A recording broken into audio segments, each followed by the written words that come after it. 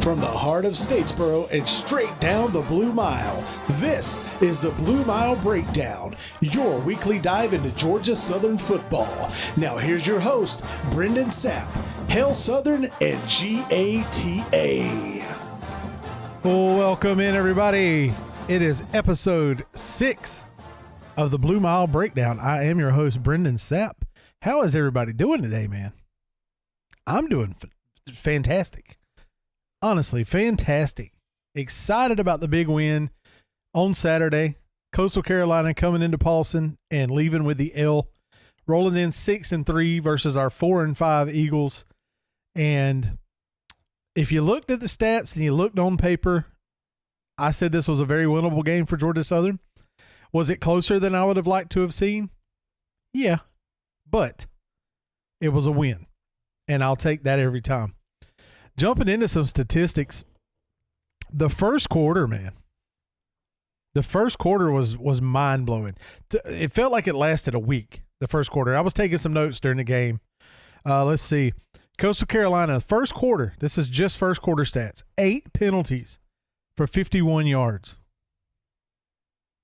O.J. Arnold had 154 rushing yards in the first quarter, 62 on one play, his career longest. He set his career longest at 51, and then a couple series later, he broke that with a 62-yard touchdown scramble. Let's see, French was 6 for 7 for 64 yards.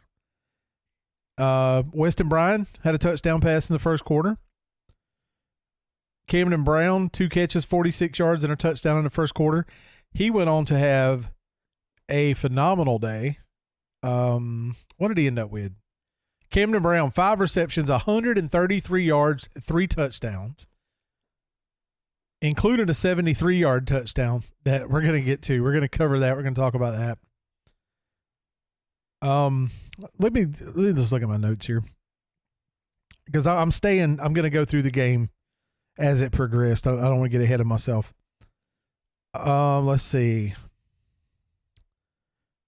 Yeah, Samari Collier, man. I hate to see anybody get hurt. You know that there was the big injury on the opening play of the game. Did find out that player was released from the hospital that night and rode back on the bus with the team. So thankful for that. And Samari Collier, I'm going to say this. I don't want it to sound the wrong way, so I'm trying to think of how to word this.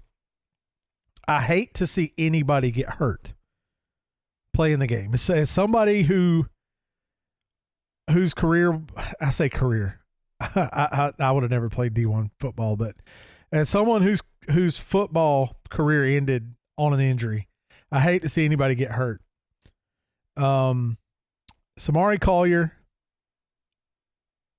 he went down with a leg injury, did not return. I don't know what his status is currently.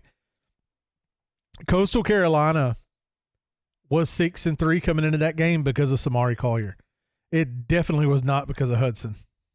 It was not because of Hudson. And that was evident when he came in. The whole game changed. They lost their momentum they had. Did they still put the ball in the end zone a couple more times? Sure. But they just lost their mojo. And like I said, I was grateful for our defense not having to defend Collier anymore, but I didn't want it to be due to an injury. He had 69 yards and he had 69 yards and a touchdown on the ground in the first half before being injured. So yeah, terrible to see anybody get injured. I hope he's okay. I hope he can bounce back and finish the season strong. So Collier's passing, he was only 2 for 6 for 18 yards, but it was that threat. Because every time we would get them in a situation where it looked like they were about to have to punt, he'd bust off another run and get a first down. And like I said, hated to see him go down.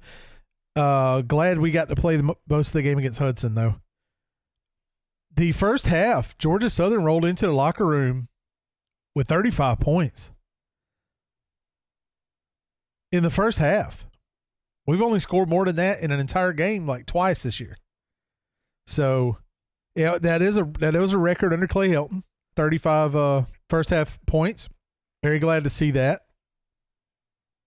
Unfortunately, the defense let them hang around. It was 35-27 at halftime. So moving on from my notes to just statistics here. For the game, Georgia Southern had another record under Clay Helton. 653 yards of offense. Man, doesn't that feel old school? Georgia Southern putting up almost 700 yards of offense. God. Now, the defense allowed 482 yards. We had 2 takeaways. We did turn the ball over once, so we won the turnover battle.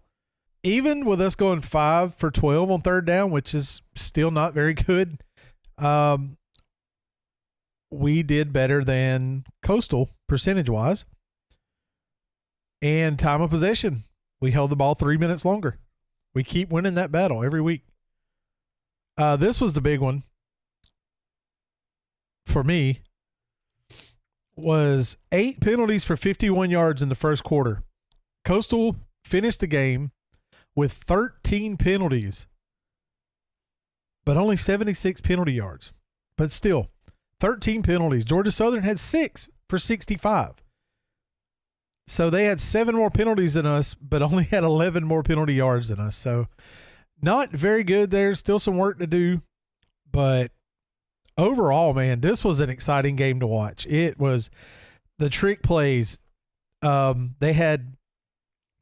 had 2 touchdowns thrown by running backs or wide receivers. I'm sorry. Let's see, Bryson Graves first and then Robbie Washington second. Graves had a 75-yard. It was a double pass out to the running back, 75-yard touchdown. And Robbie Washington was an end-around pass for 12 yards and a touchdown. But not to be outdone. Applin fired back. We did a double pass with O.J. Arnold. 1 for 1, 73 yards and a touchdown to Camden Brown. Man, that was an exciting play. Very exciting play to watch. We also did the flea flicker that they did on us as well. Camden Brown, man, I just want to take a second to talk about some of the catches this guy made. Oh, my God, dude, I love Camden Brown. I'm going to miss that kid. He is a phenomenal receiver. He really is. He had 3 touchdowns, which tied the Georgia Southern school record for touchdown receptions in a game. O.J. Arnold with a touchdown reception. O.J. Arnold's your Sunbelt Offensive Player of the Week, by the way. He was 1 for 1 passing, 73 yards and a touchdown. He was 4 receptions for 53 yards and a touchdown. And then on the ground, man, 21 carries, 267 yards, and 2 touchdowns. He was averaging 12 yards a carry. Man, have yourself a game, kid. O.J. Arnold was he was so fun to watch. He did account for our only turnover. The guy kind of tomahawk chopped the ball out of his hand for a fumble. Aiden Jackson having another great game, man. Had a tackle for a loss, led the team with 9 tackles. Brendan Harrington coming up with an interception when we certainly needed it. Caleb Moore again with another big sack right when we needed it. He had our only sack in the entire game. French was sacked 3 times in the game. I was just looking at this. I didn't realize, I guess. It's some numbers from ESPN. Georgia Southern's offense is currently ranked 57th in the FBS, 47th in passing yards per game, 72nd in rushing yards per game, and 55th in scoring. So about middle of the road for the offense. Check this out. Defense, dead last in the FBS, allowing 465 yards per game. The passing defense is ranked 107th. And rushing defense also ranked dead last in the FBS. Points allowed per game, 128. So right at the bottom of the barrel. I couldn't believe those numbers when I looked at them. I was like, man, you've got to be kidding me. but they held it together, pulled out the win, and man, I couldn't be happier. We get back to 500 across the board, 3-3 in the Sun Belt, 5-5 overall. Got Old Dominion rolling in Paulson this Saturday. Feels old school, doesn't it? 1 p.m. kickoff. Man, that feels FCS. And look at you just see Old Dominion and Georgia Southern. That's an FCS playoff game, man. That's a classic FCS playoff game, and you look at it and you go, man, 1 p.m. kickoff, Old Dominion at Georgia Southern. What is this? It feels like December FCS football, doesn't it? Man, I'm excited. Georgia Southern got a chance to get that 6th win this Saturday and head back to a bowl. Again, to me, I've said it for about 4 weeks now. Every game to me is a must-win game for the rest of this season. Some more exciting news that happened on this past Saturday. It was Military Appreciation Day. I liked the helmets. Now I saw some of the I don't even know what you call those fans. They only show up to complain. I don't know if you even call them fans. They're the ones on any social media post that always have something negative to say about Georgia Southern, but they claim to be an Eagle fan. And then you go to their profile and it's all Georgia Bulldog stuff. So that explains a lot of it. Or it's somebody who went to school here and graduated in 1991 and hasn't been to a game since, that's got so much to say about the uniforms and why did they change the stadium? It was perfect. Man, Paulson was perfect. Paulson was fun. You know, I can remember being a kid at the games and sliding up and down the hill. We didn't slide up the hill, I guess, but sliding down the hill on a cardboard and just, you know, having a good time. But, you know, in many ways, Paulson was perfect. And expansion needed to happen. It needed to happen for us to be an FBS program. And these are the same people that complain about that too. We need to go back to the FCS. Why? No, we don't. We just need to get the right people in the right place and win. That's all we need to do. I mean, you kind of see what it looks like in the grand scheme of things. As far as the FCS, is Georgia Southern ever going to play for an FBS national championship? Not in the next decade. I don't see it in the next decade. Maybe not even in the next 2 decades. Is it possible down the road one day? Sure. It is for everybody. I mean, Rice could turn it around and be a national championship contender, especially in today's atmosphere. It's just about money. You know, the team with the most money can pay the best players. Look at Texas Tech. Where'd they come from? Texas A&M. 2 mediocre, middle-of-the-road teams that are all of a sudden in the top 10. That Texas oil money, baby. And, you know, so if some of our wealthier alumni gave back to our school instead of that school up the road, we wouldn't be in a similar situation, but we could find ourselves in a more favorable situation. I mean, you got Dan Cathy. How many billions is he worth?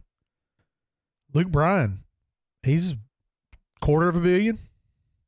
I think last time I saw his net worth, it was over $200 million. Tax write-off, baby. $2 million donation to the NIL.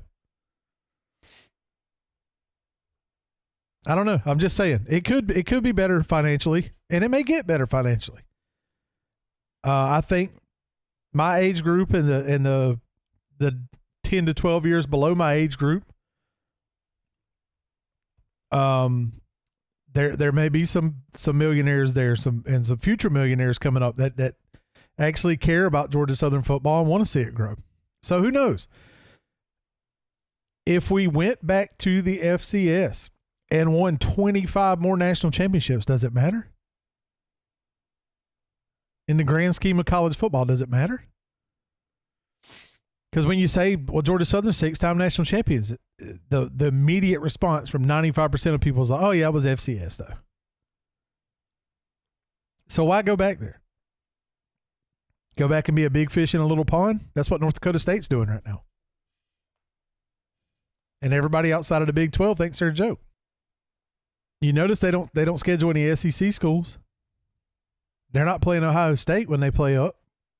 No. They're playing Iowa State, Kansas State, Kansas. They're not scheduling teams on the caliber Georgia Southern schedules. Georgia Southern will play Ole Miss, Georgia. Well, they won't schedule us anymore, but that's a whole different story. You know, we'll play SEC schools. We'll play Clemson. We'll play Florida State. We did it as FCS. North Dakota State built their brand on beating up on Big 12 schools that probably should be FCS. So I don't know, man. That crowd that's always talking about moving down to the FCS, they're the same ones that complain about the uniforms every Saturday, or the lights flashing in the stadium. Oh, that could cause a seizure. Do you think they don't know that? Do you think there's not a warning? This just shows me you've never been to a game, or you haven't been to a game in 30 years. And it shows every time your little fingers start moving on Facebook. I'm sorry to get off on this tangent, guys, because I was about to talk about something exciting and something happy, and I'm going to in a second, but it just, man, it gets under my skin. Put up or shut up. That's how I look at it when it comes to Georgia Southern. Put up or shut up. If you're a fan, put up or shut up. If you don't contribute, if you don't go to games, if you don't support the team, win or lose, just shut up. We don't care. Oh, those helmets are ugly with that eagle on the side. It was freedom, dude. It was freedom. It was a vinyl sticker that looked like freedom. Bent beak and everything. It was a tribute. No different than we did the Irk script helmets. As a tribute to Irk Russell. They were also military appreciation helmets. They had the American flag striped down the center. The eagle, the symbol of freedom in the United States, on the side of the helmet. And just for the traditionalists, there was still a number on the right side. Oh, but they were white. Okay. Who cares? Who cares? You have to be truly unhappy in your life to get on social media and cry about football uniforms. I mean, I don't want to see it, but if Georgia Southern started wearing hot pink every game, I'm still going to watch them. I'm still going to pull for them because they're my team. The uniforms, sure, tradition means a lot, but in the grand scheme of things, the uniform does not mean anything. It's just clothes on the athlete representing the school. So anyway, I'm getting off of this tangent because this podcast could turn into a 6-hour podcast if I stayed on this tangent.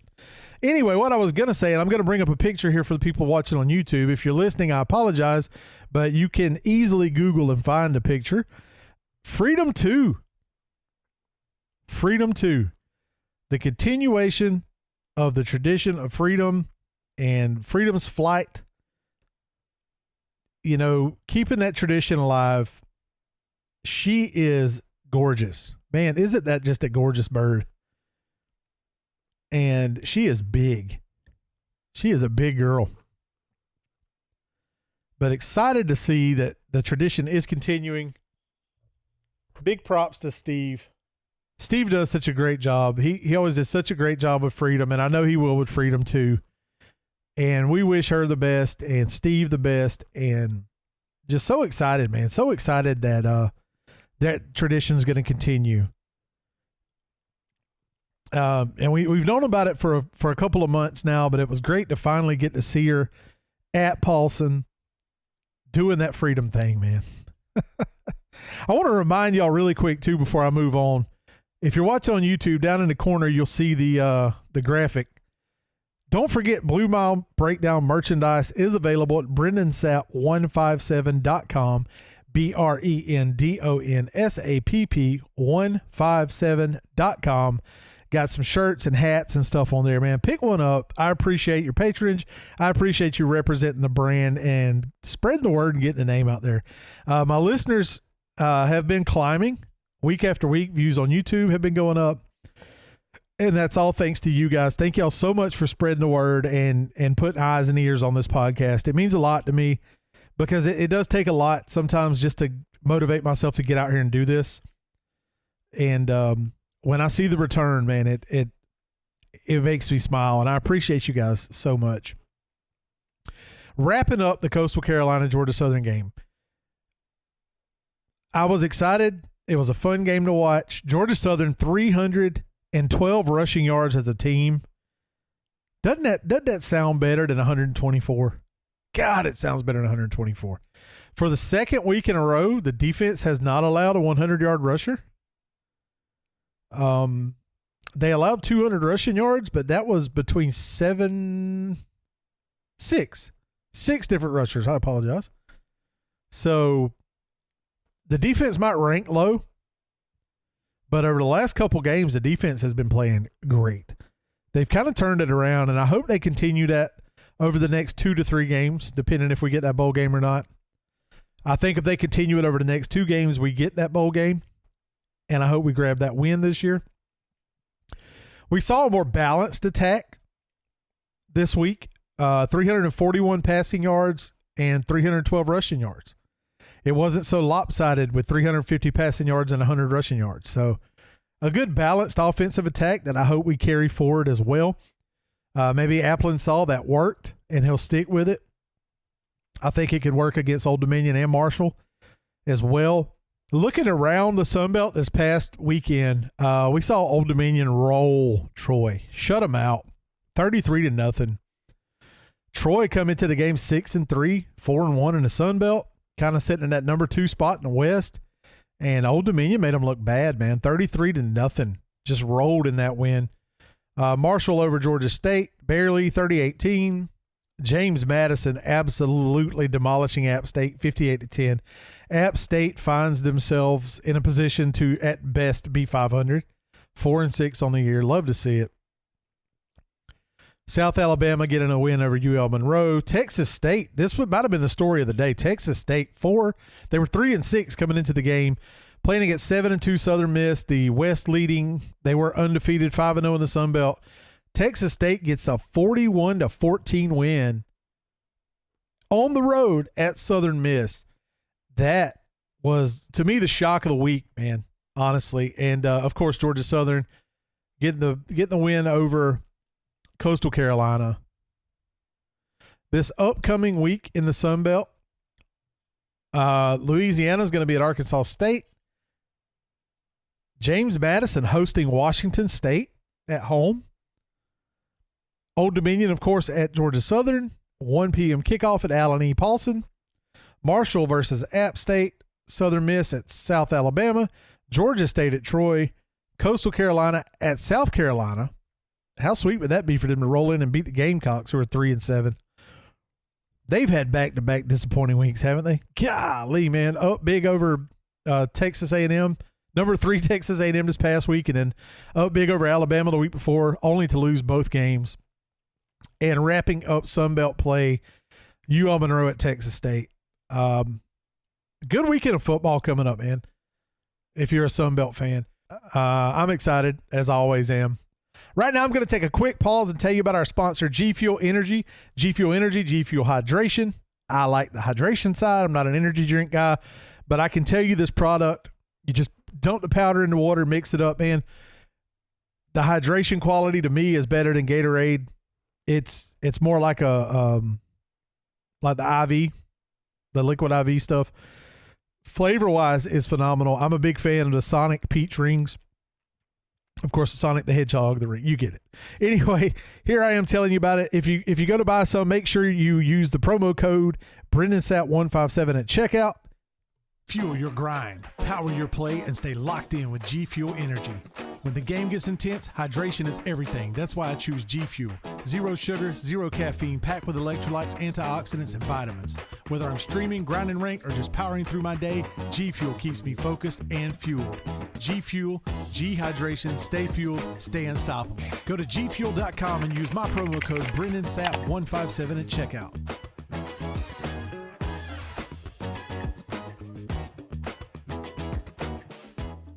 All right.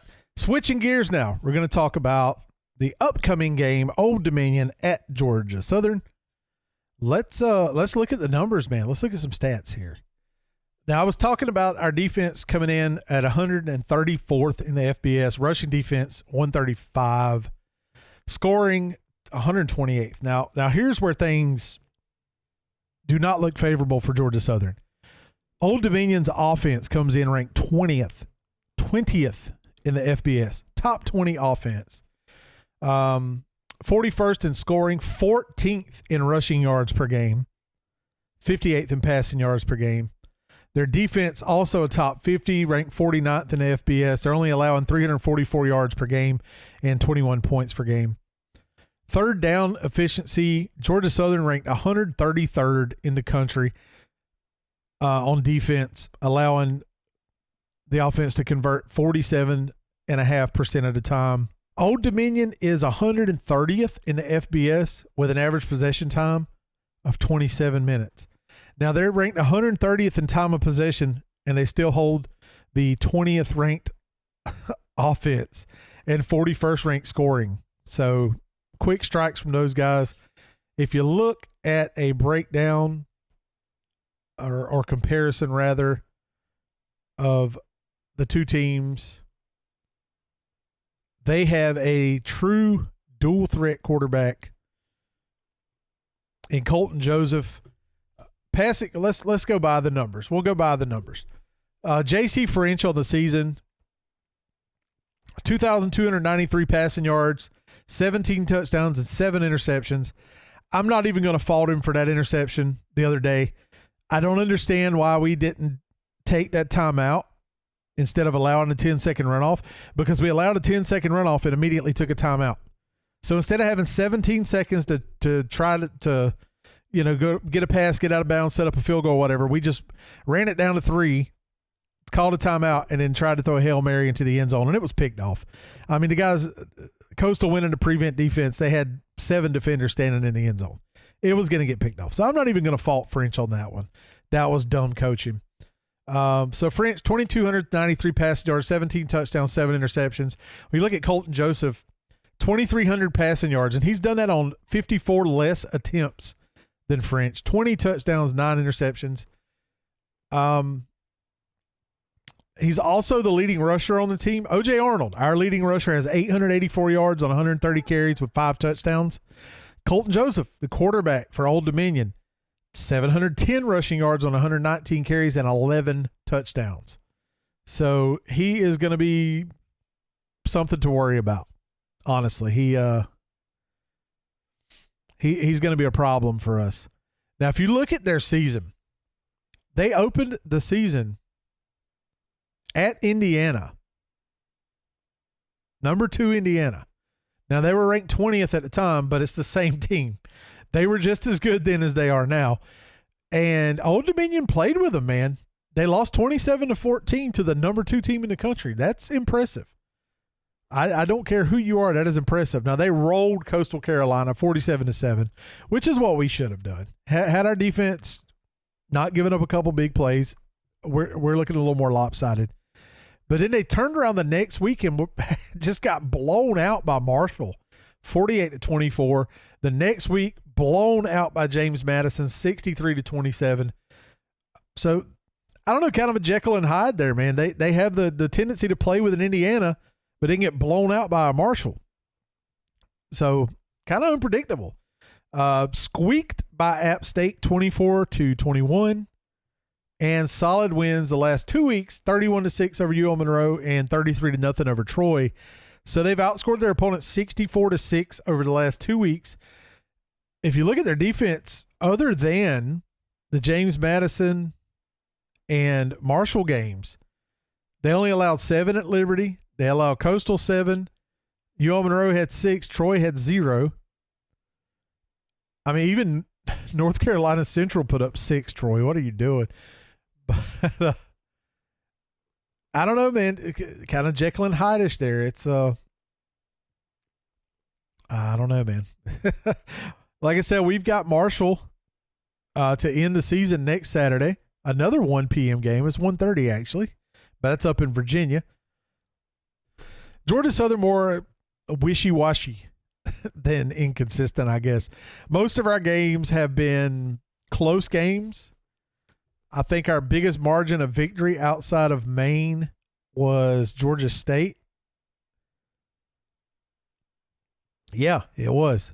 And then, of course, starting off the season with those two big losses, and then James Madison again beating us by 25. But most of our games have been pretty tight. We haven't really seen any runaway games like you see if you look over at Old Dominion there. If you break down the history, between these two schools, all-time Georgia Southern is 3-2 against Old Dominion. Now, Old Dominion does have the last two wins. The last two seasons they beat us, and that was their first and second wins against us. Last year beat us 47-19. Kind of embarrassing. So the first time we ever played each other was in Statesboro in the second round of the playoffs. Georgia Southern beat Old Dominion 55-48. That was on December 3rd, 2011. These are the Jeff Monken years. The very next year we played them in the quarterfinals and beat them in Norfolk 49-35. Then we played them at Norfolk in 2022 as a Sun Belt opponent, got the win 28-23. And then the last two seasons, they beat us 2 years ago in Statesboro 20-17 and last year in Norfolk 47-19. Looking at ESPN's matchup predictor, you know how they do the win percentage chance there. They are giving Old Dominion a 77% chance of winning this game. They have already counted Georgia Southern out. And I love when we get counted out because Georgia Southern to me has always been an underdog team. So count us out. Please count us out every week. I hope Helton prints that out and sticks it on the wall for fuel in that locker room. I really do. Yeah. And I mean, I get it. If you look on paper, it does look like, we're just going to get blown out this week. But I don't think so. I'm predicting probably a shootout because our defense is going to allow a shootout. That's just the nature of the beast. But I think it's going to be a high-scoring game. I think it's going to be a close game. And I hope Georgia Southern can edge them out and get this win and get bowl eligible. We can't hope that there's not enough bowl teams that we get picked at 5-7. We need to win these last two games and go looking at a bowl game at 7-5, not 5-7. Right now, I'm going to take a pause and tell you about Gamer Advantage glasses. Gamer Advantage gives you an advantage, man. I've been wearing these for, I think, about 2 years now. I've been a Gamer Advantage partner and user. And I could tell you, man, I spend most of my life in front of a screen, whether I'm at work or if I'm doing the podcast or if I'm gaming or whatever. I spend most of my time in front of 4 to 6 computer monitors. And before I started wearing Gamer Advantage, I would get dry eyes. I couldn't sleep well at night. I just had constant fatigue and headaches. Gamer Advantage with their blue light technology is unlike any blue light lenses that I've ever seen before. They really work, and they don't give you that ugly orangish tint over your eyes. They're pretty clear. So I'm going to tell you more about them here. Go to gameradvantage.com. Use my promo code BrendanSapp157. Hi, Brendan Sapp here, better known in the streaming community as Brendan Sapp157. I'm here today to talk to you about Gamer Advantage glasses. Before I discovered Gamer Advantage eyewear, gaming was taking a toll on my eyes. Long hours staring at a screen left me with constant eye fatigue, dry eyes, and restless nights. I was tired, frustrated, and frankly, losing my edge. But then I found Gamer Advantage. These glasses aren't just any gaming glasses, they're a game changer. With their state-of-the-art blue light technology, Gamer Advantage glasses filter out all the harmful blue light that's been keeping you up at night. No more eye strain, no more dry eyes, just clear vision and a great night's sleep. Now, I wake up refreshed, ready to take on any challenge, whether it's IRL or in the game. If you care about your eyes, whether you're a gamer, programmer, or anyone who spends time in front of a screen, I highly recommend Gamer Advantage eyewear. Protect your eyes, perform at your best. Gamer Advantage. See the game, save your eyes. All right, so putting a bow on this episode, we got Freedom 2. Freedom 2. We got a new Eagle, baby. That's big news. That's great news for the program and for the university, for the fan base. Everybody loved Freedom. He will forever be missed, and we wish Freedom to the best in carrying on his great legacy. Georgia Southern looked at times like the best team in the country and the worst team in the country last Saturday, just depending on what play you were watching. Again, great win. You love to see a win. To me, I told my wife during the game, to me, Coastal Carolina is a more serious rivalry than Georgia State, because we got roots back to playoffs, FCS playoff games, or FCS games with Coastal, and there's history there. And who could forget a few years ago when they played Mobamba in the fourth quarter, and both teams came out on the field and started doing the dance off against each other, and both teams completely got penalty flags for unsportsmanlike conduct, and it actually ended up leading to some ejections because some of the guys on both teams already had an unsportsmanlike in the game because it was just chippy, trash talking, shoving, extracurricular activity on the field. And it was this past Saturday. There was a lot of that. And to me, I think Coastal Carolina is a more serious rivalry than Georgia State, because there is a history there and there's respect there, because they're always dangerous. And I was glad to see Georgia Southern get the win. And my prediction this week, Georgia Southern wins a close game in a shootout at home, finish the season with a big win at Paulson, get bowl eligible, and roll that momentum into Marshall for the last week of the season. So as a homer, I'm always going to pick Georgia Southern to win, but in all seriousness, I think it's going to be a tougher game than we had this past Saturday. I think we really got to take Colton Joseph serious, and I know the coaches are preparing the guys for that. The good news is our rush defense has looked so much better over the last 2 weeks, so I think if we contain the quarterback, we win the game. And, of course, my 3 points to winning are always going to be no stupid penalties, don't turn the ball over, and when it's third down, move the sticks. In the games we do this, we win. So, close game at Paulson. That's my prediction. Close game at Paulson, but it's going to be a shootout. I think Georgia Southern edges out Old Dominion to get to 6 wins on the season, get bowl eligible, and head toward a 7-5 regular season. That's my prediction. I'm going to stick with it until the game ends on Saturday. And if I'm right, then I look like a genius. And if I'm not, then everybody goes, that stupid podcaster doesn't know what he's talking about. But anyway, man, thank y'all so much for tuning in. I will be back after the game this week to wrap up the final and go through the stats and get the look ahead for the Marshall game. But right now we're looking at Old Dominion. It's the most important game of the season because it's the next one. Hell Southern, GATA. See you guys next time.